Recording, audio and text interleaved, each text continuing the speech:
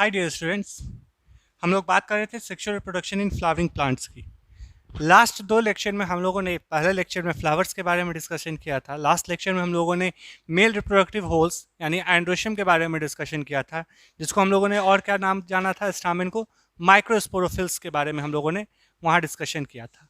आज के इस लेक्चर में मैं आप सबों का वेलकम करता हूँ, स्वागत करता हूँ, जहाँ हम लोग बात करेंगे फीमेल रिप्रोडक्टिव होल्स के बारे में।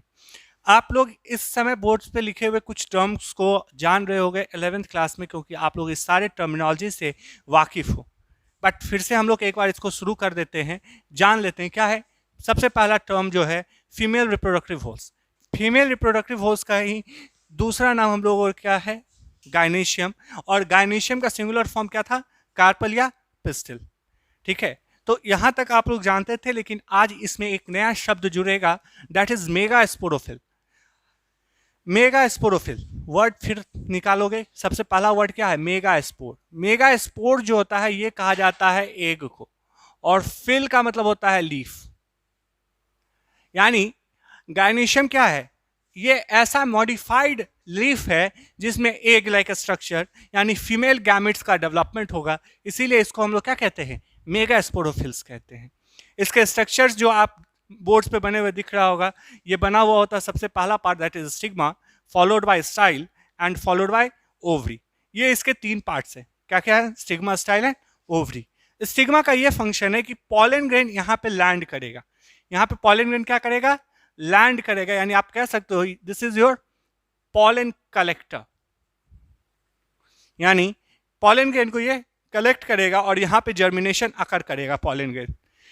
उसके बाद स्टाइल क्या है, स्टॉक लाइक स्ट्रक्चर है जो पैसेज देगा पॉलन ग्रेन को, कहां से, स्टिग्मा से ओवरी तक यानी ओव्यूल तक, जहां पे एक मेरा सेंटर है। स्टाइल जो होता है ये दो तरह का होता है।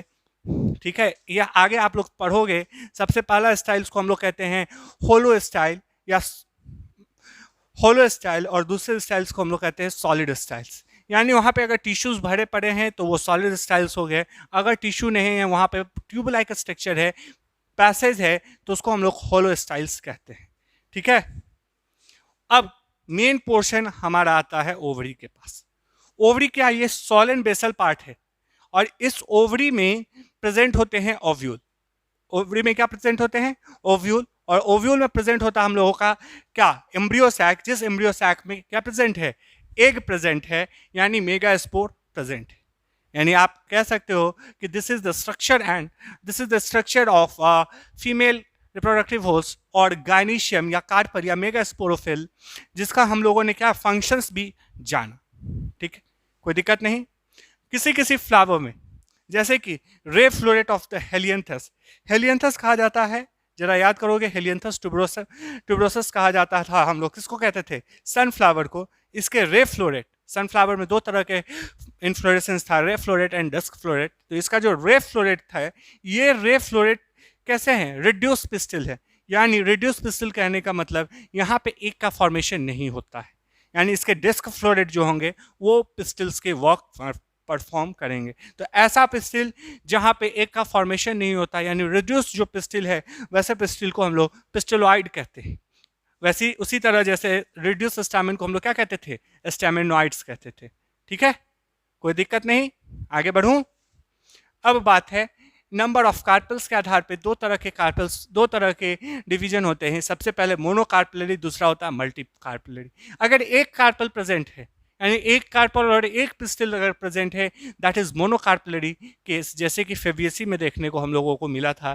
फेबियसी का मेंबर्स हम लोगों ने डिस्कशन किए थे कहाँ, क्लास 11th के मॉर्फोलॉजी में। मल्टी कार्पलरी कई तरह के हो सकते हैं। सबसे पहला बाई कार्पलरी। बाई का मतलब होता है दो, यानी यहाँ पे कार्पल का संख्या कितना होगा, दो कार्पल होंगे, जैसे रुबियसी में है। ट्राई कार्पलरी, जहां पे तीन कार्पल एक साथ प्रेजेंट होते हैं।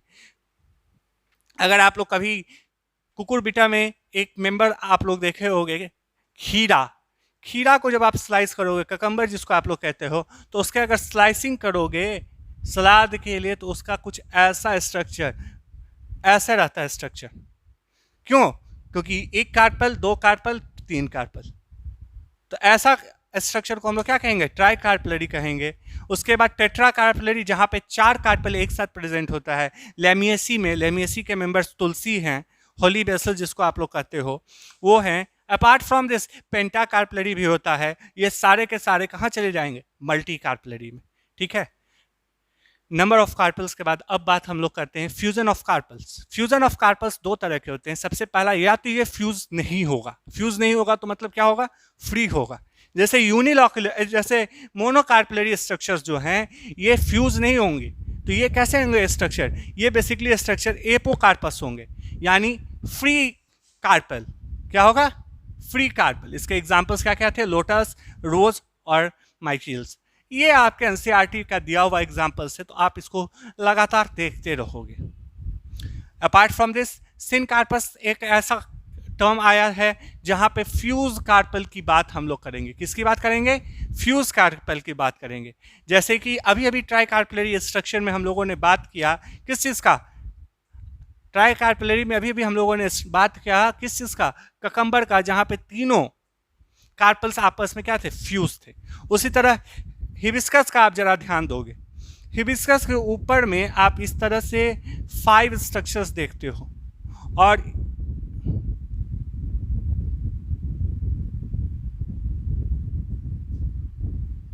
इस तरह के आप स्ट्रक्चर देखते हो। These are yellow in colour. ये कैसा है, येलो इन कलर था, और ये इसका क्या है, स्टामेन पार्ट है। तो ये इसका क्या है, स्टामेन है, यानी मेल पार्ट है। जबकि ऊपर में ये जो 5 हैं, ये 5 इसके क्या हैं, ये स्टिग्मा है। और ये 5 स्टिग्मा यहाँ से आप देखो स्टाइल उसके एक हो चुके हैं और ओवरी एक हो चुके हैं। तो यानी यहाँ पे क्या है, फ्यूजन है। तो ऐसे कार्पल को हम लोग क्या कहेंगे, सिन कार्पस कहेंगे। कोई दिक्कत नहीं, चल अब आगे बढ़ते हैं। ओवरी के अंदर, ओवरी के अंदर एक चैम्बर होता है, दिस इज ओवरी कैविटी। जिस ओवरी कैविटी में लॉक्यूल जिसको हम लोग कहते हैं, इसी लॉक्यूल्स में प्रेजेंट क्या होंगे, ओव्यूल प्रेजेंट होंगे। तो लॉक्यूल कितने प्रेजेंट हैं इसके आधार पे ओवरी दो तरह का होता है। सबसे पहला यूनिलॉक्यूलर, दूसरा प्लूरीलॉक्यूलर। यूनि मतलब एक, अगर एक लॉक्यूल है, जैसे आप मटर को छीलते हो तो उसमें एक ही लॉक्यूल दिखता है। ग्राउंडनट, चिनिया बादाम को आप ये करते हो, क्या करते हो, ओपन अप करते हो तो एक ही दिखता है। आप अगर पी के स्ट्रक्चर देखोगे तो क्या होगा, ऐसे ही ओपन करते हो, ये फ्यूज है, ऐसे ओपन किए और इसके दोनों साइड ऐसे सीड लगा रहा। This is one locule. ये क्या है, वन लॉक्यूल है। तो वन लॉक्यूल है तो ऐसे लॉक्यूल्स को हम लोग क्या कहेंगे, इसको हम लोग कहेंगे यूनिलॉक्यूलर, जैसे कि पी और ग्राउंड नट में देखने को मिलता है। उसी तरह प्लूरीलॉक्यूलर, जैसे मल्टीकार्पलरी बाई ट्राई टेट्रा था, उसी तरह प्लूरीलॉक्यूलर बाईलॉक्यूलर होता है जहां 2 लॉक्यूल्स प्रेजेंट हो मस्टर्ड में। यहाँ पे एक छोटा सा क्वेश्चन हम आपसे बात पूछेंगे, क्या मस्टर्ड में 2 लॉक्यूल जो प्रेजेंट होता है वो ट्रू सेप्टम से डेवलप होता है या फॉल्स सेप्टम से डेवलप होता है। या आप लोग रेफर करोगे अपने प्रीवियस नॉलेज से कि सर वहाँ पे फॉल्स सेप्टम होता है कि ट्रू सेप्टम होता है, और उसके सेप्टम को क्या कहते हैं। और ऐसा एग्जाम्पल, मस्टर्ड के जैसा एग्जाम्पल और किसका एग्जाम्पल था, ये आप लोग अपने को थोड़ा सा पीछे में रीड आउट करोगे तो ये मिल जाएगा कि आर्जीवन इसके जैसा एक मेंबर था जहाँ पे फॉल्स सेप्टम प्रेजेंट था, जो किससे डेवलप होता है, रेफेम से जो डेवलप होता है। कोई दिक्कत नहीं है। नेक्स्ट है ट्राइलॉक्यूलर। ट्राइलॉक्यूलर मतलब क्या, 3 लॉक्यूल प्रेजेंट हो, 3 लॉक्यूल्स प्रेजेंट हो, जैसे कि बनाना। आप बनाना को भी देखो, आप बनाना को भी सेक्शन देखो तो इस तरह का सर्कुलर सेक्शन में 3 इस तरह से लॉक्यूल्स प्रेजेंट होते हैं जिसमें काले काले सीड आपको मिल जाएंगे। दिस इज क्या, this is what, trilocular structure of ovary, क्योंकि यहाँ पे 3 पार्टीशन हो चुका है। इस लॉक्यूल में, इस चैम्बर में, इस चैम्बर से क्या होता है, प्लासेंटा डेवलप करता है। यहाँ आप याद 1 सेकेंड के लिए ध्यान दोगे कि ये ओवरी था, ओवरी का ये लॉक्यूल्स था, ये इसका ओव्यूल के समय में ये हीलियम है यहाँ तक, और यहाँ से ये इसका क्या है, प्लासेंटा है। और यहाँ से इस प्लासेंटा जो अराइज होगा ये क्या बियर अप करेगा, प्लासेंटा बियर अप कर रहा है ओव्यूल को। तो प्लासेंटेशन के आधार पे हम लोगों ने बहुत तरह के क्या पढ़े हैं, प्लासेंटा पढ़ा है। सबसे पहला marginal, axile, parietal, free central, basal और सुपरफिशियल। ये आपका काम होगा कि आप इस सारे प्लासेंटा को क्या करोगे, डिफरेंशिएट करोगे, क्योंकि हम लोगों ने इस सारे प्लासेंटा को क्लास 11th के मॉर्फोलॉजी में डिस्कशन कर चुके हैं कि कब यूनिलॉकुलर होगा तो मार्जिनल होगा, कि किस कंडीशन में सिनकार्पस होगा कि एपोकार्पस होगा, इसमें से क्या डिफरेंस है पेराइटल, एक्साइल, फ्री सेंट्रल में, what is difference of vessels and marginal. ये सारे डिफरेंसेस आप लोग इसको क्या बनाओगे, खोजोगे और इसको डिस्कशन करोगे। यहाँ पे बेसल्स का एग्जाम्पल एस्टेरेसी और पोएसी है। एस्टेरेसी का एग्जाम्पल सनफ्लावर होता है, मैरीगोल्ड होता है और ट्राइडेक्स होता है, जबकि पोएसी जो है इसमें राइस, व्हीट, मेज, ये सारे इसके एग्जाम्पल हैं। ठीक है, तो अब तक हम लोगों ने क्या क्या पढ़ा? अब तक हम लोगों ने देखा कि गायनेशियम के स्ट्रक्चर किस किस चीज से बने हुए हैं, इसके फंक्शन क्या है। ओवरी जब शुरू किया तो ओवरी शुरू करने से पहले हम लोगों ने कार्पल्स के नंबर और उसके फ्यूजन के आधार पे तरह तरह का जो टर्म्स और कंडीशंस थे उससे वाकिफ। अब जब ओवरी स्टार्ट हुआ तो ओवरी के स्टार्ट में हम लोगों को सबसे पहले मिला लॉक्यूल, यानी उसकी ओवरियन चैम्बर मिले, उसके आधार पे यूनिलॉकुलर, प्लूरिलॉकुलर पढ़ा।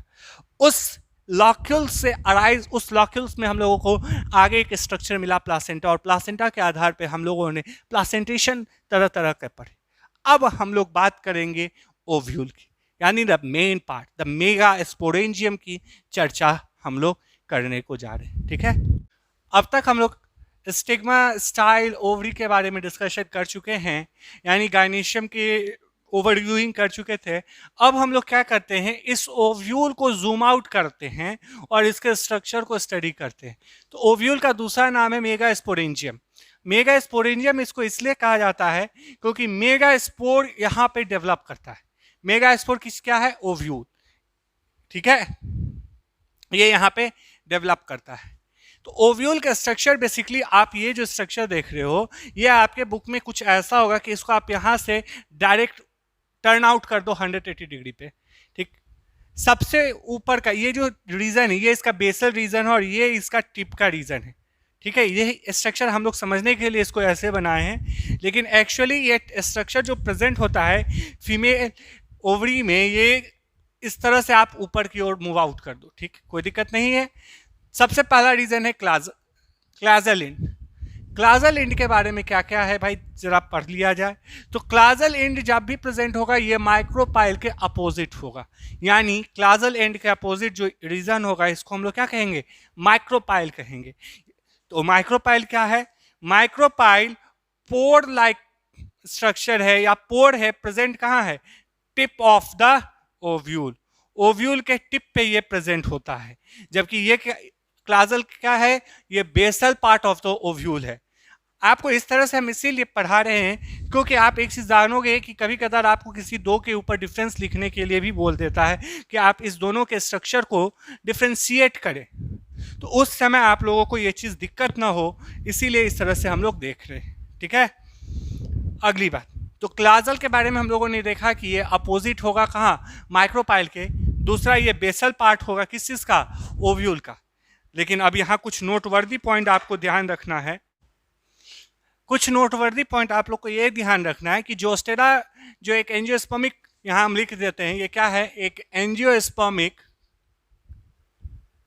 एक्वेटिक प्लांट है।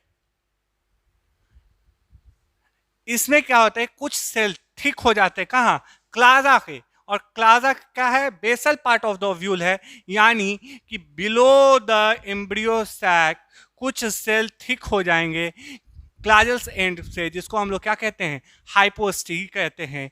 जबकि अगर ऐसा हो कि न्यूसेलर रीजन के एबव एम्ब्रियो सैक, यानी ये न्यूसेलर रीजन है, यहाँ देखो पढ़ोगे, when a similar group of specialised cell is found in the nucellar region. कहाँ, न्यूसेलर रीजन, यहाँ कहाँ फाउंड कर रहा था, found in the chalazal region just above the embryo sac. यहाँ कहाँ फाउंड कर रहा था बाबू, just below the embryo sac. Hypo मतलब ही बिलो होता है, तो हाइपोएसटी कहाँ पाए जाएंगे, एम्ब्रियो सैक के बिलो पाए जाएंगे, और जबकि ईपीएसटी जो है ये कहाँ पाए जाएंगे, ये एबव द एम्ब्रियो सैक पाए जाएंगे। तो आपको हाइपोएसटी और ईपीएसटी में भी डिफरेंस समझ में आ गया कि एक क्लाजर रीजन में पाया जाएगा तो दूसरा न्यूसेलर रीजन में पाया जाएगा, एक बिलो द एम्ब्रियो सैक होगा, ईपीएसटी एबव द एम्ब्रियो सैक होगा। ठीक है, कोई दिक्कत नहीं है। तो ये आपको क्लाजल एंड के बारे में थोड़ा बहुत जानकारी लेना था। उसके बाद क्लाजल एंड से अब आगे आते हैं तो यहाँ हमको सब एक रैफी देखने को मिलता है। रैफी क्या है, यह ओव्यूल का वेस्कुलर स्टैंड है। Raphe is nothing, it is the vascular stand of the ovule. Vascular stand कहने का मतलब यहीं पे xylem phloem containing cells present होंगे।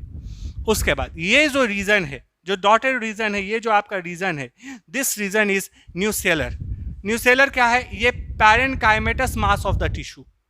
ये क्या करते हैं, ये फूडिंग के लिए भी रिस्पॉन्सिबल है। किसके, एम्ब्रियो सैक के डेवलपमेंट के लिए ये रिस्पॉन्सिबल है। आगे जब हम लोग अभी एम्ब्रियो सैक के डेवलपमेंट को देखेंगे उस समय देखेंगे कि न्यूसेलर का रोल क्या होता है। तो न्यूसेलर क्या है, parenchymatous mass of the tissue enclose with in the integument. ये जब भी रहेगा इंट्यूगमेंट के अंदर बंद रहेगा। ये दोनों आप देख रहे हो, एक दो इंट्यूगमेंट है, इसके अंदर में क्या प्रेजेंट है, न्यूसेलर प्रेजेंट है। और ये क्या करेगा, ये बॉडी ऑफ द ओव्यूल को फॉर्म करेगा। न्यूसेलर के डेवलपमेंट के आधार पे न्यूसेलर दो तरह का होता है, एक क्रासी न्यूक्लिएट कहा जाता है, दूसरा टेन्यू न्यूक्लिएट कहते हैं। क्रासी न्यूक्लिएट वैसे न्यूसेलर को कहते हैं जहां न्यूसेलर क्या हो, वेल डेवलप हो, जबकि टेन्यू न्यूक्लिएट वैसे न्यूसेलर को कहते हैं जहां पे वो प्योरली डेवलप हो। तो इसका एग्जाम्पल पॉलीपेटली और इसका एग्जाम्पल गैमोपेटली। एक और चीज आप लोग पॉइंट आउट करके कहीं लिख लोगे नोट करके कि यहां एक शब्द आया है पॉलीपेटली और गैमोपेटली। ये शब्द में बहुत ज्यादा डिफरेंस नहीं है। पॉलीपेटली और गैमोपेटली आप लोग पहले से ही पढ़ते आए हो। पॉली मतलब क्या होता है बाबू, मेनी, यानी ऐसा पेटल जो फ्यूज होगा, और गैमोपेटली में क्या होंगे, सॉरी, ऐसा पेटल जो फ्री होगा, दैट इज पॉलीपेटली। और गैमो का मतलब होता है फ्यूज, यानी ऐसा पेटल जो कैसे कंटिन्यू होंगे, जो आपस में फ्यूज होंगे। ये दोनों टर्म सबसे पहले बेंथम हुकर ने अपने क्लासिफिकेशन में क्या था, डिस्कस किया था, वहीं से ये दोनों टर्म आया है। तो पॉलीपेटली में न्यूसेलर कैसे होंगे, ये वेल डेवलप होंगे, जबकि गैमोपेटली में न्यूसेलर कैसे होंगे, पुअरली डेवलप होंगे। कोई दिक्कत नहीं है, आगे बढ़ें। अब थोड़ा इस साइड वाले पार्ट पे आ जाते हैं, यानी न्यूसेलर कवर किससे कर रहा है बाबू, इंट्यूगमेंट से कर रहा है। तो जो बाहर का इंट्यूगमेंट होगा दैट इज आउटर इंट्यूगमेंट, और अंदर के इंट्यूगमेंट जो होंगे ये इनर इंट्यूगमेंट होंगे। जब हम सीड का डिस्कशन कर रहे थे प्लांट मॉर्फोलॉजी में, तो हम लोगों ने डिस्कशन किया था सीड कोट के बारे में। This is going to develop the seed coat, this is going to develop the seed coat, जिसको हम लोग क्या पढ़े थे, टेस्टा और टेगमेंट। यस, इसके बारे में क्या क्या है, तो हो सकता है एक या एक से अधिक प्रोटेक्टिव लेयर जो ओव्यूल को सराउंड करके कवर करके रखे, इसी को हम लोग क्या कहते हैं, इंट्यूगमेंट कहते हैं। तो नंबर ऑफ इंट्यूगमेंट के आधार पर इंट्यूगमेंट तीन तरह का होता है, यूनिटेगमिक, बाइटेगमिक और एटेगमिक। यूनि का मतलब होता है एक, अगर एक इंट्यूगमेंट प्रेजेंट है इसको यूनिटेगमिक कहते हैं, जैसे कि गैमोपेटली और जिम्नोस्पर्म में देखने को मिलता है। बाइटेगमिक में क्या होंगे, दो इंट्यूगमेंट प्रेजेंट होंगे, यानी पॉलीपेटली और मोनोकाट इसका एग्जांपल है। एटेगमिक में इंट्यूगमेंट नहीं प्रेजेंट होगा, लॉरेंथस एक इसका एग्जांपल है जो पैरासिटिक एंजियोस्पर्म है। ठीक है, कोई दिक्कत नहीं। अब यहाँ पे कुछ नोटवर्दी पॉइंट है, जरा याद करो कि लीची का फ्लेसी पार्ट था जिसको हम लोग ईडिबल पार्ट कहते थे, वो क्या था, दैट इज एडिल। तो एक बात आता है कि सर एडिल का डेवलपमेंट आप बोले थे कि यहाँ डिस्कशन करेंगे, तो एडिल क्या है, तो एडिल जो है ये third integument in the form of aril, third integument in the form of aril develop from, कहां से डेवलप करेगा, बेस ऑफ द ओव्यूल या फ्यूनिकल से। जब एक तीसरा इंट्यूगमेंट डेवलप करता है जो हो सकता है फ्लेसी हो या ड्राई हो, तो उसको हम लोग एडिल कहते हैं। लीची में ये फ्लेसी होते हैं, जबकि एस्फेडोलस में ये कैसा होता है, ड्राई एडिल्स होते हैं। ठीक है, कोई दिक्कत नहीं। इसी तरह का एक नोटवर्दी पॉइंट और आप लोग इंटरमेंट में लिख लोगे, custard seed, custard been seed में क्या होते हैं, जो आउटर इंटरमेंट है, दिस इज आउटर इंटरमेंट, इसके सेल माइक्रोपाइल के ये जो आउटर इंटरमेंट रीजन के सेल्स हैं, यहाँ पे प्रोलिफरेशन होता है, यानी ये फट जाता है। तो ये जो फट के कुछ सेल्स इसके बाहर आते हैं, इसको हम लोग कार न्यूक्लियस और एस्ट्रोफिल्स भी कहते हैं। इसका काम क्या है? इसका काम वाटर एब्जॉर्बिंग पैड के तरह है, और ये बना होता है कुछ सुगरी सब्सटेंस से। यही सुगरी सब्सटेंस जो है पॉलिनेटर को अट्रैक्ट करता है फॉर द फूड, और पॉलिनेटर यहाँ चले आते हैं, पॉलिनेशन इसी से हो जाता है। किसमें? कास्टर्ड में। कोई दिक्कत नहीं है। तो हम लोगों ने क्लाजा देखा, हम लोगों ने रैफी देखा, हम लोगों ने न्यूसेलर देख लिया, हम लोगों ने आउटर और इनर इंटरमेंट देखा। अब हम लोग बात करेंगे माइक्रोपाइल के बारे में।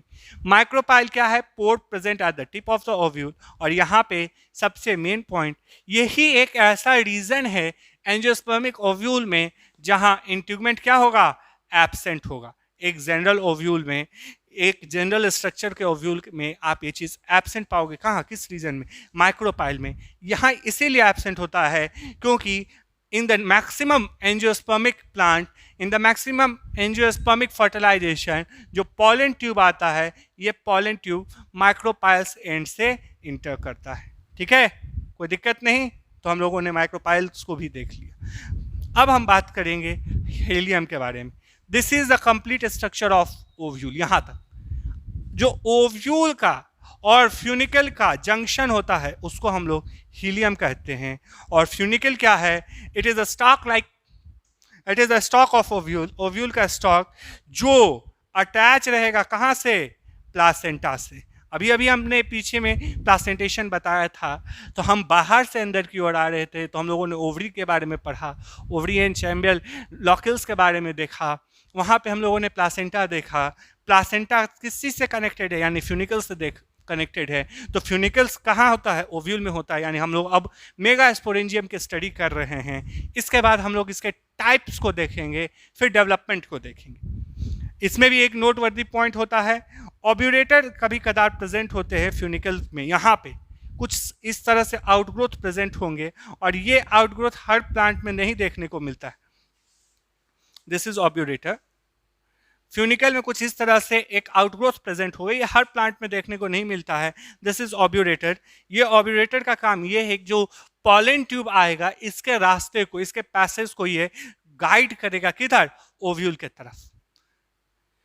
अब सबसे बड़ा टॉपिक जहां हम लोगों को काम है, this is embryo sac, this is female gametophyte. ये इसके अंदर सिचुएटेड होता है। यहाँ पे काफ़ी सारे स्ट्रक्चर को अभी भी हम लोगों ने लेवल आउट नहीं किया है। तो ये जो स्ट्रक्चर है, ये जो आपका स्ट्रक्चर कंप्लीट एम्ब्रियो सैक का है, इसको हम लोग जब इसके डेवलपमेंट को पढ़ लेंगे तब हम लोग एम्ब्रियो सैक के स्ट्रक्चर को बाहर निकाल के इसके स्ट्रक्चर्स को स्टडी आउट करेंगे। ठीक है, कोई दिक्कत नहीं है। तो हम लोगों ने ओव्यूल के स्ट्रक्चर में क्या क्या पढ़ा? हम लोगों ने पढ़ा सर इंट्यूगमेंट के बारे में, एडिल्स के बारे में, नंबर ऑफ इंट्यूगमेंट्स के बारे में, कार्निकल्स के बारे में पढ़ा, माइक्रोपाइल्स के बारे में पढ़ा, क्लाजल एंड के बारे में पढ़ा, रैफी क्या है, न्यूसेलर पार्ट क्या है, हीलियम फ्यूनिकल्स क्या है। इस तरह के क्वेश्चन आपके बोर्ड एग्जाम में जरूर पूछते हैं कि आप एक well level diagram mega sporangium का बनाओ, यानी ओव्यूल का बनाओ, और उसके पार्ट्स को डिस्कस करो या उसके पार्ट्स के फंक्शन को डिस्कस करो। तो इंट्यूगमेंट्स का फंक्शन क्या है? It is a protective in nature. Chalazal and कोई खास फंक्शन नहीं, it is a basal part of the ovule. Raphe का फंक्शन ये था कि ये वेस्कुलर स्टैंड कंटेनिंग होगा। न्यूसेलर जो है ये कभी ये न्यूट्रिटिव सेल के तरह काम करता है एम्ब्रियो सैक के लिए। हीलियम का काम है, it is a junction between ovule and funicle. Funicle क्या है? It is a stock connected ovule with placenta. और ऑब्यूरेटर क्या है? ये पॉलन ट्यूब को गाइड करता है। तो यहाँ तक के पार्ट्स में आप लोगों को किसी तरह के दिक्कत नहीं होना चाहिए। अब आगे बढ़ते हैं, इसके टाइप्स को हम लोग देखते हैं और डेवलपमेंट को देखते हैं। ठीक है, अब तक हम लोग ओव्यूल का स्ट्रक्चर पढ़ चुके हैं, अब हम लोग टाइप्स ऑफ ओव्यूल पढ़ेंगे। तो ओव्यूल का टाइप्स जो होता है ये डिपेंड करता है माइक्रोपाइल का पोजीशन क्लाजा और फ्यूनिकल के आधार पे, या क्लाजा और फ्यूनिकल्स के साथ क्या रिलेशन है माइक्रोपाइल्स के पोजीशन का, इस आधार पे ओव्यूल्स 6 तरह के होते हैं। ये 6 तरीका आपके बोर्ड्स पे दिख रहा होगा, पहला, दूसरा, तीसरा, चौथा, पांचवा, छठा। जो फर्स्ट स्ट्रक्चर अंदर में है, this is the common structure and this is your embryo sac. सभी में the first structure is the common structure and this is your embryo sac. उसके बाद जो डॉटेड लाइन स्ट्रक्चर दिख रहे हैं, this dotted line structure is of what? This is nucellus. These two are integument in the both, in all, outer integument and inner integument, और ये जो stock like structure है, दिस इज फ्यूनिकल। किसी को यहां तक दिक्कत नहीं? तो सबसे पहला टाइप है दैट इज ऑर्थोट्रोपस ओव्यूल।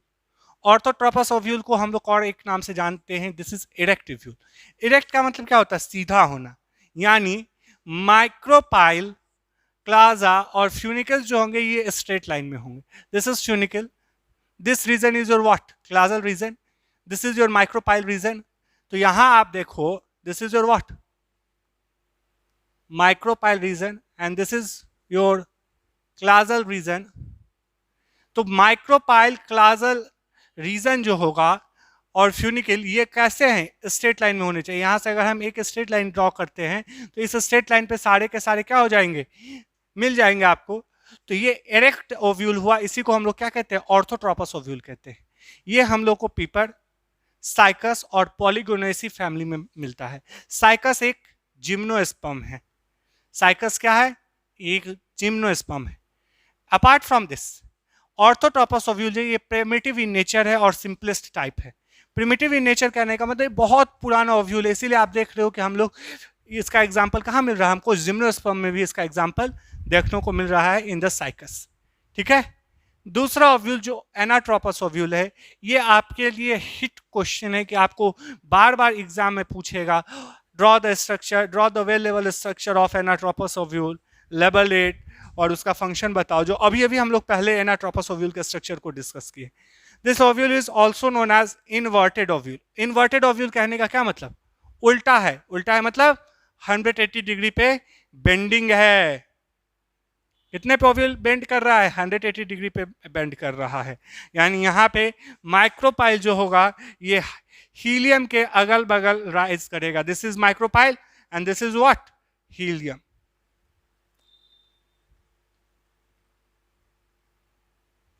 और this ovule is the common, most common type of ovule found in the angiosperm. इतना कॉमन है कि एंजियोस्पर्म के 82% फैमिली में इसी तरह के ओव्यूल देखने को मिलता है, इसीलिए हमने यहाँ एग्जाम्पल नहीं लिखा है। अपार्ट फ्रॉम दीज एग्जाम्पल्स, आपके पास जो भी एग्जाम्पल बचेंगे वो मैक्सिमम किसके होंगे? एनाट्रोपस ओव्यूल के होंगे। इसके बाद हम लोग बात करेंगे हेमी एनाट्रोपस ओव्यूल के बारे में। हेमी शब्द आ गया है, यहाँ एनाट्रोपस में 180 डिग्री बेंड था, यहाँ हेमी एनाट्रोपस है, यानी एनाट्रोपस का आधा। हेमी मतलब क्या होता है? हाफ। तो एनाट्रोपस में 180 डिग्री बेंड कर रहा था, तो 180 का आधा कितना होता है? क्योंकि हेमी मतलब हाफ, यानी यहाँ पे जो 90 डिग्री पे बेंडिंग होगा, यानी न्यूसेलस और इंट्यूगमेंट जो हैं ये 90 डिग्री पे बेंड करेंगे। किसके? स्टॉक के। यहाँ देखो इंट्यूगमेंट है, दिस इज योर इंट्यूगमेंट है ना, दिस इज योर न्यूसेलस, और ये क्या है? हमारा फ्यूनिकल है। ये फ्यूनिकल कहाँ राइज कर रहा है? 90 degree to the nucellus and integument. ठीक है। तो ऐसे ओव्यूल को हम लोग क्या कहेंगे? हेमी एनाट्रोपस ओव्यूल कहेंगे, जो हम लोग किसमें देखने को मिलता है? रेनकुलस में देखने को मिलता है, या रेनाकुलेसी फैमिली में भी देखने को ये मिलता है। Next is campylotropous ovule.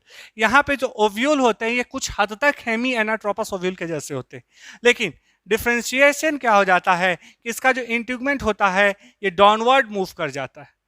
The body of ovule is place at right angle. Right angle पे ही प्लेस होगा, देख रहे हो आपके डायग्राम में साफ दिख रहा है। लेकिन the body here the body of ovule get curved and micropyle, the main चीज यहाँ है माइक्रोपाइल डायरेक्टेड डाउनवर्ड। यहाँ माइक्रोपाइल कहाँ डायरेक्ट करेगा? यहाँ पे माइक्रोपाइल हमारा डायरेक्ट करेगा 90 डिग्री पे, जबकि यहाँ पे जो कैमिलोट्रोपस ओव्यूल में है यहाँ पे माइक्रोपाइल हमारा डाउनवर्ड की तरफ पाया जाएगा। ऐसा एग्जाम्पल सीनोपोडियम और क्रूसिफर में देखने को मिलता है। क्रूसिफर का कॉमन एग्जाम्पल आप लोग बेटरली जानते हो। ठीक है। तो 4 ओव्यूल्स अब तक देख चुके हैं। अब 5वें ओव्यूल्स की तरफ बढ़ते हैं, that is amphitropous ovule. Amphitropous ovule में जो एम्ब्रियो सैक है, this is embryo sac, it become horse shoe shaped, घोड़े के नाल जैसा, घोड़े का नाल कुछ इस तरह का होता है, यू सेपेड स्ट्रक्चर में कन्वर्ट हो जाएगा एम्ब्रियो सैक, और ऐसे ओव्यूल को हम लोग क्या कहते हैं, एम्फीट्रोपस ओव्यूल कहते हैं, जो हम लोग को पेपरवेसी फैमिली में देखने को मिलता है। पेपरवेसी में ओपियम आता है, अफीम, कॉमनली याद रखने के लिए ये सब टर्म आप याद रखो। इसके अलावा एलिमेसिया में भी देखने को मिलता है और लेमना में भी इसका एग्जाम्पल्स देखने को रिपोर्टेड है। Last type of ovule that is circinotropous ovule, that is circinotropous ovule, जहां ओव्यूल जो है 360 पे बेंड कर जाए, या 360, जहां ओव्यूल किस पे बेंड कर जाए, 360 पर बेंड कर जाए, तो ये जो फ्यूनिकल का स्ट्रक्चर है, this funicle structure become coiled like या राउंड लाइक स्ट्रक्चर जो ओव्यूल से अटैच होगा। दिस इज फ्यूनिकल, जो कैसा हो, क्वाइल्ड लाइक स्ट्रक्चर हो। और इसका एग्जाम्पल कैक्टस में हम लोग को देखने को मिलता है, और प्लम जिसको आप लोग वेड कहते हो, इसमें भी ये एग्जाम्पल देखने को मिलता है। तो अभी तक हम लोगों ने ओव्यूल के क्षेत्र क्या क्या पढ़े बाबू, आप लोग फिर से बताओगे। The first is orthotropous ovule, जो प्रिमिटिव था, सिंपलेस्ट था, साइकस, पीपर और पॉलीगोनम में हम लोगों ने देखा। Anatropous ovule, common ovule. यहाँ से आपको क्वेश्चन आता है कि आप डिफरेंस करो किसी दो ओव्यूल्स को, आप एनाट्रोपस का वेल लेवल स्ट्रक्चर बना के डिस्कस करो। अपार्ट फ्रॉम दिस, इसके एग्जाम्पल बेस्ड क्वेश्चंस भी आपके नीट के लिए आते हैं, ठीक है। अब हम लोग बात करेंगे, डिस्कशन करेंगे मेगा स्पोरोजेनेसिस के बारे में, एम्ब्रियो सैक के बारे में, जो पी महेश्वरी ने एम्ब्रियो सैक के डिफरेंट टाइप्स बताए थे, उसका डिस्कशन करेंगे। अब हम लोग देखेंगे मेगा स्पोरोजेनेसिस के बारे में। मेगा स्पोरोजेनेसिस होता क्या, it is the process of formation of megaspore from, किससे, मेगा स्पोर मदर सेल। तो एक बात आएगा, sir megaspore mother cell तो आप कहीं ओव्यूल में स्ट्रक्चर बताए नहीं है, तो मेगा स्पोर मदर सेल आया कहाँ से।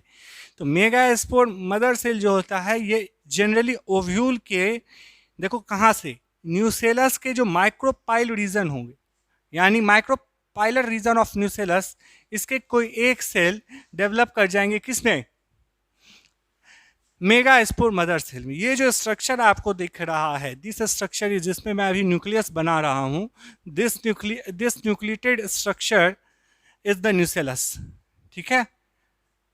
इसका एक सेल जो माइक्रोपाइलर एंड पे था, ये सेल में डेंस साइटोप्लाज्म और prominent nucleus, not nucellus, it is nucleus, prominent nucleus और डेंस साइटोप्लाज्म होने के कारण ये सेल किस तरह से एक्ट किया, ये सेल एक्ट किया मेगा स्पोर मदर सेल के तहत। और ये मेगा स्पोर मदर सेल जो होता है, ये डिप्लॉयड इन नेचर होता है, इसीलिए हमने 2n लिखा। अब यहाँ पे मियोसिस हुआ, तो एक बात हम आपसे जरूर पूछेंगे, ये बात एनसीईआरटी आपसे पूछी है, यहाँ पे मियोसिस क्यों हुआ। तो आप एक चीज जरूर आंसर जानते हो कि ये मियोसिस जो होता है, ये क्या करता है, मियोसिस क्रोमोसोम के नंबर को हाफ आउट कर देता है। तो जब यहाँ हाफ क्रोमोसोम बनेगा, यानी हैप्लॉइड कंडीशन आएगा, जिसके कारण आगे जब हम लोग एग बनाएंगे, तो एग में भी न्यूक्लियस का संख्या, सॉरी, एग में भी कैसा कंडीशन होगा, हैप्लॉइड न्यूक्लिएट कंडीशन होगा। और जो हम लोगों ने लास्ट लेक्चर में पॉलन बनाया था, जिसमें न्यूक्लियस कैसा था, हैप्लॉइड था, तो एग हैप्लॉइड, पॉलन हैप्लॉइड, तो दोनों हैप्लॉइड स्ट्रक्चर जब फ्यूज करेगा फर्टिलाइजेशन में, तब जाके क्या बनेगा, diploid zygote followed by embryo, और एम्ब्रियो से प्लांटलेट, ये सारे डेवलपमेंट होंगे। इसीलिए यहाँ पे मियोसिस हुआ। इसके मियोसिस होने के कारण 4 सेल्स में ये डिवाइड होता है, और ये चारों सेल्स का पोलैरिटी क्या है, इस चारों सेल का पोलैरिटी n है, n for haploid condition. This is known as megaspore tetrad. अब माइक्रोस्पोर टेट्राड में चारों सेल फंक्शनल थे, लेकिन जनरली क्या होता है, मेगा स्पोर टेट्राड में ऊपर का जो माइक्रोपाइल का 3 सेल है, ठीक है, मेगा स्पोर टेट्राड में जो मेगा स्पोर का 3 सेल है, from where, from micropyle region they got degenerated, और इसके डीजेनरेटेड होने के कारण इसका साइटोप्लाज्म और इसका और इसका जो फूड कंटेंट है, ये ट्रांसफर हो जाता है एक सेल को, और ये जो है ये क्लाजल एंड पे प्रेजेंट रहता है, और इसी सेल को हम लोग कहते हैं फंक्शनल मेगा स्पोर। क्या कहते हैं, फंक्शनल मेगा स्पोर कहते हैं। अब यहीं पे एक काम किन्होंने किसने किया था, पंचम महेश्वरी ने किया था, पंचानन महेश्वरी ने किया था।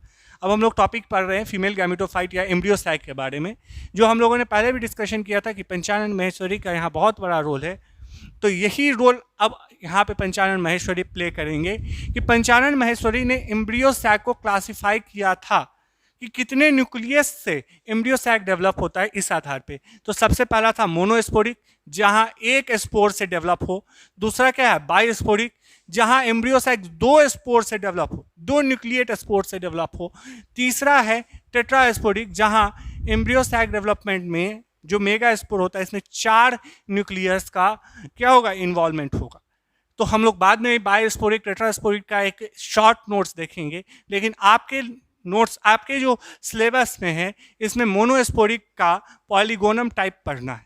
तो अब हम लोग देख रहे हैं development of monosporic embryo sac, किसका, पॉलीगोनम टाइप। तो मोनोस्पोरिक क्या था, एक मेगा स्पोर के एक न्यूक्लियस से डेवलप होना। तो यहाँ हम लोगों ने क्या किया है, एक मेगा स्पोर डेवलप करा लिया है। कहाँ से, मेगा स्पोर मदर सेल से, जहाँ मियोसिस हुआ था। यही मियोसिस कभी कदार फेल आउट कर जाता है तो डिप्लोस्पोरी काउज करता है, जो आप लोग रिप्रोडक्शन इन ऑर्गेनिज्म में पढ़े हो। ठीक है, अब इस फंक्शनल मेगा स्पोर में क्या हुआ, माइटोसिस हुआ। कैसा माइटोसिस हुआ, तो फ्री न्यूक्लियर डिवीजन, यानी न्यूक्लियस तो डिवाइड किया लेकिन साइटोकाइनेसिस नहीं हुआ।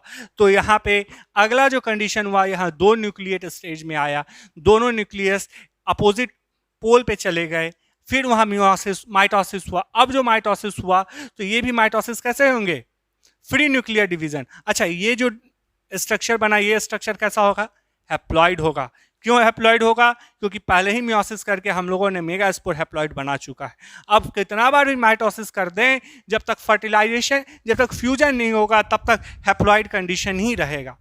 अब माइटोसिस हुआ तो फिर 4 सेल स्टेज आया, this is 2 cell stage followed by 4 cell stage, दोनों 2 पोल पे थे। अब उसके बाद थर्ड टाइम माइटोसिस हुआ, ये भी फ्री न्यूक्लियर डिवीजन था, जहां 8 सेल डेवलप किए। अब मजेदार चीज ये देखो, ये जो 8 सेल हैं, ये 8 सेल में अब साइटोकाइनेसिस होगा, सेल वॉल का फॉर्मेशन होगा, और ये रीअरेंज कर जाएंगे in the form of polygonum type of embryo sac, जिसको आप लोग क्या कहते हो, 7 सेल 8 न्यूक्लिएट स्टेज। क्यों कहते हैं 7 सेल 8 न्यूक्लिएट स्टेज, तो अब हम इसका स्ट्रक्चर देखते हैं। ऊपर के जो 3 सेल हैं, देखो 1 2 3 सेल, जो ऊपर के 3 सेल हैं, ये फॉर्म करेंगे antipodal cell. Antipodal cell is the vegetative cell of embryo sac. What is antipodal cell, जल्दी से डिफाइन करोगे, it is the vegetative cell of the embryo sac. अच्छा, यहाँ एक सेल था और एक सेल नीचे का, ये दोनों सेल अभी अलग ही हो रहे थे, तभी एक ही सेल वॉल में दोनों क्या हो गए, कवर अप हो गए, यानी पोलर सेल डेवलप किया। तो पोलर सेल एक ही सेल है लेकिन इसमें 2 न्यूक्लियस है। ठीक है, इसको पोलर न्यूक्लियाई कहते हैं। आगे याद करो बच्चे लोग, जस्ट पॉलन ट्यूब में हमने 2 मेल गैमिट लाया है, तो 2 मेल गैमिट में एक मेल गैमिट आगे इसी के साथ फ्यूज आउट करके एंडोस्पर्म बनाने जा रहा है। इसीलिए एंडोस्पर्म कैसा होता है, ट्रिप्लॉइड इन नेचर होता है जनरली, कहाँ, एंजियोस्पर्म में। ठीक है, उसके बाद एक सेल डिफरेंशिएट कर जाएगा एग में, जो भी एक सेल का होगा और एक न्यूक्लियस होगा। 2 सेल सिनर्जी के होंगे, जिसको आप हेल्पर सेल और कोऑपरेटिव सेल भी कहते हो। सिनर्जिड जो होते हैं, ये 2 सेल और 2 न्यूक्लियस का बना होता है। सिनर्जी का दूसरा नाम हेल्पर सेल है, इसको कोऑपरेटिव सेल भी कहते हैं। इसमें फिलीफॉर्म एपरेटस पाया जाता है। ये फिलीफॉर्म एपरेटस में एक केमिकल होता है जिसके कारण केमोट्रॉपिक मूवमेंट करता है, क्या, पॉलन ट्यूब, किधर, एक की तरफ, यानी पॉलन ट्यूब को रास्ता दिखाने वाला यही सिनर्जिड है, सहयोगी कोशिका। ठीक है, जिसका काम क्या है, इसका फ्यूजन कराना। तो सिनर्जिड और एक सेल को अगर आप एक ही साथ रखोगे तो, या कंपाइल करके बोलोगे, तो इसको आप कहते हो एग एपरेटस। तो एक क्वेश्चन आता है कि एग एपरेटस कितने सेल और कितने न्यूक्लियस का हुआ भाई, तो 2 सेल सिनर्जिड का था, 2 सेल सिनर्जिड का था, 1 सेल एक का था। तो एग एपरेटस डेवलप होगा 3 सेल का और 3 न्यूक्लियस का। ठीक है, तो 3 सेल 3 न्यूक्लियस ये हुए, 1 सेल और 2 पोलर न्यूक्लिया, यानी 4 सेल, 5 6 7 सेल, 7 सेल बना। जबकि न्यूक्लियस काउंट करो 3 थे एंटीपोडल के पास न्यूक्लियस, 2 था पोलर न्यूक्लियाई के पास तो 5, और 2 था सिनर्जिड के पास 7, और 1 था एक के पास, तो यहाँ न्यूक्लियस का कंडीशन कैसा 8। ये क्वेश्चन आपके नीट में बहुत बार आया है, कभी कभार यही ऑप्शन उल्टा कर देता है, 8 सेल 7 न्यूक्लिएट कर देता है। आप लोग इस चीज याद रखोगे कि polygonum type of embryo sac में 7 सेल होते हैं और 8 न्यूक्लियस होता है। 7 सेल कौन कौन से, तो 3 एंटीपोडल सेल, एक वेजिटेटिव सेल 4 हुआ, एक सेल 5 हुआ, और 2 सिनर्जिड सेल 7 हुआ। जबकि 8 न्यूक्लियस कहां से आ गया सर, तो 3 आपके एंटीपोडल के, एक एग के 4, 2 सिनर्जिड के 7, और 2 सिनर्जिड के 6, और 2 पोलर न्यूक्लियाई के। ठीक है, यहां तक कोई दिक्कत नहीं। Polygonum type of embryo sac का सबसे पहला जो स्ट्रक्चर डेवलप किया, सबसे पहला जो स्ट्रक्चर स्टडी किया गया था, तो ये स्टार्सबर्गर के तरफ से किया गया था, और ये बहुत कॉमन है एम्ब्रियो सैक डेवलपमेंट एंजियोस्पर्म में, जो आपको एक मात्र नंबर से पता चल रहा है कि 80% of the angiosperms show this type of embryo sac development. ठीक है, तो ये पोर्शन आपके बोर्ड के लिए भी और ये पोर्शन आपके नीट के लिए भी बड़ा क्या है, हॉट टॉपिक है, जहां से क्वेश्चन पूछेगा। कोई दिक्कत यहां नहीं ना। अब हम लोग एक बार पंचानन महेश्वरी का भी काम देखें।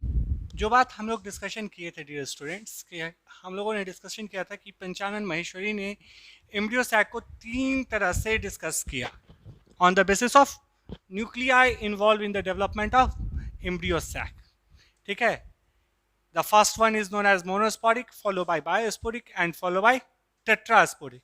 हाँ, यहाँ एक शब्द आपके मन में आना चाहिए कि सर ट्राइस्पोरिक क्यों नहीं होता है।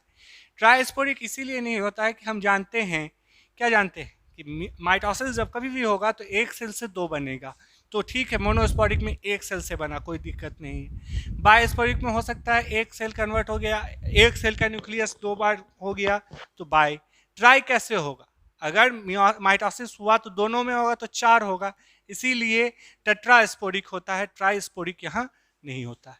The first one, the commonest one, the common one is known as polygonum type, और इसको ही हम लोग क्या बोले थे, मोनोस्पोरिक, जो अभी अभी हम लोगों ने डिस्कशन किया, जहां एमएमसी क्या है, 2 सेल स्ट्रक्चर, 2n स्ट्रक्चर जो है, ये एमएमसी सबसे पहले डिवीजन में 2 सेल का होगा, दूसरे डिवीजन में ये 4 सेल का होगा। ये 4 सेल में ये जो ऊपर का आपका पोर्शन दिख रहा है, एक चीज याद रखना, यहाँ बहुत कॉमन एक बात है कि ऊपर का आप जो पोर्शन देख रहे हो, ठीक है, दिस पोर्शन इज माइक्रोपाइलिन, और नीचे जो पोर्शन है दैट इज क्लाजल आई, दीज आर माइक्रोपाइलिन, और ये जो एरिया है दिस रीजन इज क्लाजल। तो 4 सेल बने, अगले क्या होगा, मेगा गैमेटोजेनेसिस में, यानी एक फंक्शनल मेगा स्पोर से जब आप मैच्योर एम्ब्रियो सैक डेवलप करोगे, तो इसको हम लोग मेगा गैमेटोजेनेसिस कहते हैं। तो यहाँ माइक्रोपाइल का 3 सेल डीजेनरेट कर जाएगा, क्या ना, डीजेनरेटेड, और एक सेल बचा, इस एक सेल में डिवीजन हुआ, अगले डिवीजन में फिर उसमें 4 हो गए सेल, 4 न्यूक्लियाई, और नेक्स्ट डिवीजन में 8 न्यूक्लियाई हुए, और ये 8 न्यूक्लियाई अरेंज इस फॉर्म में होते हैं कि 2 सिनर्जिड, एक 2 पोलर न्यूक्लियाई और 3 एंटीपोडल सेल बिलोंग कर जाएंगे पॉलीगोनम टाइप में या मोनोस्पोरिक टाइप में, जो कॉमनेस्ट टाइप है, जिसका डिस्कशन स्टार्सबर्गर ने सबसे पहले किया था, और हम लोगों ने भी कुछ देर पहले इसको डिस्कस किया। उसके बाद मोनोस्पोरिक का दूसरा टाइप जो होता है, जो 4 न्यूक्लिएट स्टेज कहलाता है। यहाँ 8 न्यूक्लिएट स्टेज था, अब यहाँ 4 न्यूक्लिएट। यहाँ डेवलपमेंट क्या होगा, यहाँ भी 2n का एमएमसी रहेगा, फर्स्ट डिवीजन में 2 सेल जो कॉमन है, माइक्रोपाइल से क्लाजल के तरफ 4 सेल डिवाइड करेगा, लेकिन अगले डिवीजन में यहाँ डिजेनरेशन कहाँ हुआ था, माइक्रोपाइल में, किसमें, पॉलीगोनम में। जबकि ओनेथेरा टाइप में, जो नेक्स्ट टाइप ऑफ मोनोस्पोरिक है बच्चे लोग, इसमें डिजेनरेशन कहाँ हो रहा है, क्लाजल साइड हो रहा है। ये सब चीज हल्का हल्का ध्यान देना है आप लोगों को। अगले डिवीजन में यहाँ 4 सेल होगा, यहाँ डिवीजन नंबर 5 नहीं होगा, इसीलिए डैश किया हुआ है। तो अब 4 सेल में 2 सेल इसके सिनर्जिड बनाएंगे, एक सेल एक बनाएंगे तो 3 हुआ, और एक पोलर न्यूक्लियाई बनाएगा तो 4 हुआ, तो यहाँ एंटीपोडल्स का सेल नहीं बनता। तो यहाँ एमसीक्यू आपसे पूछा जा सकता है किस तरह का एम्ब्रियो सैक में एंटीपोडल सेल नहीं होता है, तो ओनेथ्रा टाइप में नहीं होता है। यहाँ एक क्वेश्चन हम ही पूछ सकते हैं कि पॉलीगोनम टाइप और ऑर्निथरा टाइप में क्या डिफरेंस है, मेजर डिफरेंस है। तो यहाँ डिजेनरेशन माइक्रोपाइल्स में हुआ था, यहाँ डिजेनरेशन क्लाजल टाइप में हुआ है। कोई दिक्कत? आगे बढ़ूं? ठीक। नेक्स्ट बायोस्पोरिक टाइप 8 न्यूक्लिएट, इसको हम लोग एलियम टाइप कहा जाता है। 2n का एमएमसी यहाँ भी डेवलपमेंट स्टार्ट करेगा। पहले डिवीजन में 2 सेल बनाया और यहाँ जो 2 सेल बना इसके पहले सेल ही जो कहाँ है माइक्रोपाइल साइड है ये डिजेनरेट कर गया। ये 4 सेल तक गया ही नहीं, इसका यही डिजेनरेशन हो गया और यहाँ 2 सेल डिवाइड हो गया। जो कौन सा क्लाजल सेल था वो 2 सेल में क्या हो गए, डिवाइड हो गए। अब यही क्लाजल सेल आगे फर्दर डिफ्रेंशिएट कर जाएंगे। तो यहाँ एक चीज देखो, मेगा गैमेटोजेनेसिस में आते समय मेगा स्पोर में कितने सेल हैं, 2 सेल हैं। इसीलिए ऐसे type of embryo sac development को हम लोग क्या कहे, बायोस्पोरिक टाइप कहे। तो अगले डिवीजन में 4, उसके बाद 8।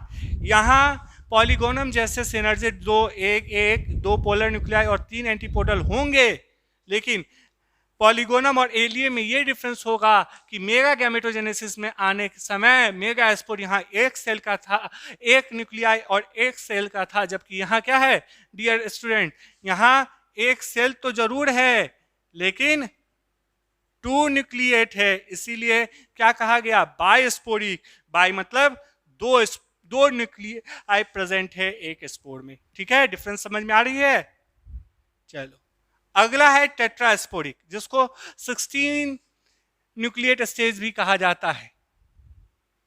यहां हम लोग ये चीज देख रहे हैं कि कैसे है पेपरसोमनिक टाइप। इसको 2n का एमसी यहाँ भी डेवलपमेंट स्टार्ट करेगा। यहाँ क्या हुआ, साइटोकाइनेसिस नहीं हुआ, कैरियोकाइनेसिस में 2 न्यूक्लियाई हुए, 2 न्यूक्लियाई से 4 न्यूक्लियाई, 4 से 8, 8 से 16 और इस 16 का अरेंजमेंट कुछ इस तरह होता है, कुछ इस तरह होता है। किस तरह होता है, एक सिनर्जिड 2 हुआ, 8 पोलर न्यूक्लियाई 10 और 6 एंटीपोडल सेल प्रेजेंट होते हैं। इसको टेट्रास्पोरिक टाइप क्यों कहते हैं, क्योंकि डियर स्टूडेंट यहां ध्यान रखोगे, जब मेगा स्पोरोजेनेसिस का एंड प्रोडक्ट जो मेगा स्पोर है इसमें कितने सेल प्रेजेंट हैं, एक स्पोर में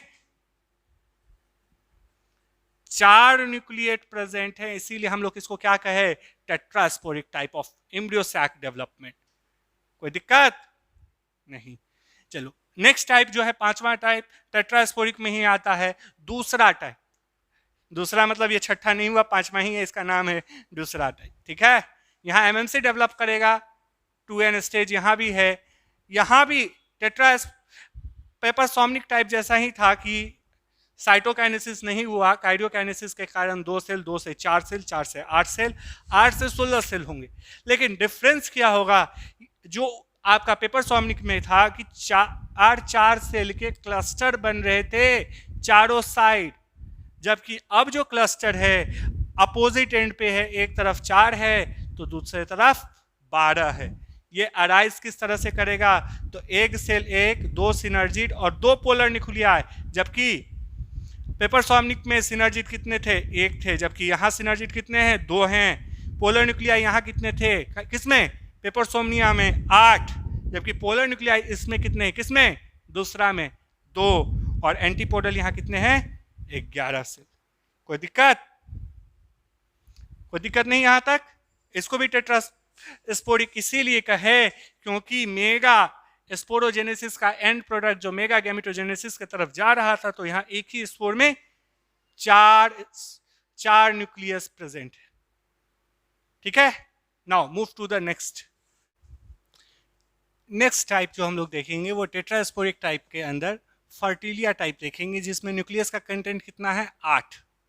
जहां 2n एमएमसी फर्स्ट डिवीजन में 2 सेल में डिवाइड होता है, यहाँ पे भी साइटोकाइनेसिस नहीं होगा, डिले कर जाएगा, जिसके कारण सेकेंड डिवीजन में 4 न्यूक्लियस होंगे, जहां एक न्यूक्लियस माइक्रोपाइल के तरफ होगा, बाकी 3 न्यूक्लियस कहाँ होगा बच्चे लोग, क्लाजल के तरफ होगा। नेक्स्ट डिवीजन इसका बहुत शानदार है। इसका ये डिवीजन होता है कि ये यहाँ पे अरेंजमेंट शो करता है। क्या शो करता है, अरेंजमेंट शो करता है न्यूक्लियाई का।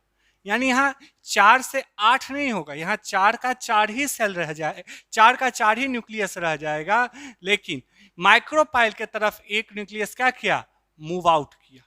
ये जो आपको न्यूक्लियस दिख रहा है डियर स्टूडेंट, ये माइक्रोपाइल की तरफ क्या किया, क्लाजल से मूव आउट किया। और नेक्स्ट डिवीजन में फिर क्या होगा, 8 सेल बनेंगे और यही 8 cell further mature embryo sac में 2 सिनर्जिड, एक दो पोलर न्यूक्लियाई और 3 एंटीपोडल सेल के रूप में क्या हो जाएंगे, अरेंज आउट हो जाएंगे। तो कोई दिक्कत नहीं है आपको ये समझने में। नेक्स्ट टेट्रास्पोरिक में 4 न्यूक्लिएट का होता है जिसको पलम्बेजेला टाइप कहते हैं, जिसमें एमएमसी कितने हैं, 2n, एक ही एमएमसी। यहाँ भी साइटोकाइनेसिस डिले कर जाएगा, कैरियोकाइनेसिस कारण 2 न्यूक्लियस एक ही स्पोर में दिखेगा, ये 2 न्यूक्लियस 4 न्यूक्लियस में नेक्स्ट स्टेज में दिखेंगे। और मेगा गैमेटोजेनेसिस में जब जाओगे तो ये 4 न्यूक्लियस फिर यहाँ पे अरेंजमेंट शो करेंगे। ये क्या शो करेंगे, अगेन ये अरेंजमेंट शो करेंगे। यहाँ पे कैसा अरेंजमेंट, क्लाजल से एक सेल मूव कर जाएगा माइक्रोपाइल की तरफ और इस तरह से एक 2 पोलर न्यूक्लियाई और एक एंटीपोडल के सेल के तरह यहाँ पे एम्ब्रियो सैक डेवलप होगा। ये जो टाइप हम लोगों ने अभी पढ़ा प्लम्बेजेला टाइप, इसकी एक खासियत ये होगी कि इसमें सिनर्जिड एब्सेंट होगा। कोई दिक्कत नहीं है dear students. Next tetrasporic type में 8 न्यूक्लिएट का पलम्बेगो टाइप देखेंगे। यहाँ पे 2n का एमएमसी कन्वर्ट होगा तो 2 न्यूक्लियाई प्रेजेंट होंगे, 2 न्यूक्लियाई से 4 न्यूक्लियाई होगा सेकेंड डिवीजन में। यहाँ अरेंजमेंट नहीं होगा, यहाँ पे क्या होगा, डिवीजन होगा 8 का, लेकिन 8 अरेंज कुछ इस तरह से होंगे कि 2 सेल एक कॉर्नर पे अरेंज्ड आउट होंगे। और फर्दर जब मैच्योर एम्ब्रियो सैक डेवलप होगा तो यहाँ 4 पोलर न्यूक्लियाई और 3 एंटीपोडल सेल डेवलप होंगे, लेकिन यहाँ भी सिनर्जिड नहीं डेवलप होगा। तो आप एक चीज़ बताओगे डियर स्टूडेंट कि इस दोनों में जब सिनर्जिड नहीं होगा तो पॉलन ट्यूब को रास्ता कौन दिखाएगा। यहाँ पे पॉलन ट्यूब को रास्ता दिखाने के लिए ऑब्यूरेटर जो हम लोगों ने पढ़ा था उसका यूज ज़्यादातर होता है। टेट्रास्पोरिक में 8 न्यूक्लिएट का एक और टाइप होता है, दैट इज एडोक्सा टाइप। एडोक्सा में 2n का एमएमसी डेवलप कर जाएगा तो 2 न्यूक्लियाई एक स्पोर में प्रेजेंट होगा, फर्दर 4 और 4 से 8, और ये 8 कुछ इस तरह से अरेंज होंगे कि 2 सिनर्जिड, एक 2 पोलर न्यूक्लियाई और 3 एंटीपोडल प्रेजेंट होंगे। एक चीज़ ध्यान दोगे फर्टिलिया और एडोक्सा में ये डिफरेंस है कि मेगा गैमेटोजेनेसिस का जो फर्स्ट स्टेप होता है फर्टिलिया का वो अरेंजमेंट शो करता है, जबकि यहाँ डिवीजन शो करता है। किसमें, एडोक्सा में। कोई दिक्कत नहीं है। दूसरा टाइप ऑफ जो टेट्रास्पोरिक डेवलपमेंट था उसमें एंटीपोडल का नंबर सबसे ज़्यादा था। तो इसी के साथ आज के इस लेक्चर को हम लोग एंड आउट करेंगे, जहां हम लोगों ने फीमेल रिप्रोडक्टिव होल्स के structures, developments, megasporogenesis, megagametogenesis, embryo sac, सब चीज़ का डिस्कशन किया। अब आपको याद होगा कि हम लोगों ने ये पढ़ा था फर्स्ट लेक्चर में कि रिप्रोडक्शन पढ़ते समय हम लोग 3 स्टेप में जाएंगे। First step is pre fertilisation, जिसमें हम लोगों को डिस्कशन करना था गैमेटोजेनेसिस, जहां हम लोगों ने मेल पार्ट और फीमेल पार्ट लास्ट 2 लेक्चर में खत्म किया। उसके बाद एक पार्ट था उसमें, that is gamete transfer, that is pollination. Next lecture जो हम लोगों का होगा, नेक्स्ट इंटरेक्शन जो हमारा आपके साथ होगा, उसमें हम लोग पॉलिनेशन को पढ़ेंगे, टाइप्स ऑफ पॉलिनेशन को पढ़ेंगे, एडेप्टेशन फॉर पॉलिनेशन को पढ़ेंगे। ठीक है, तब तक के लिए thank you, have a nice day.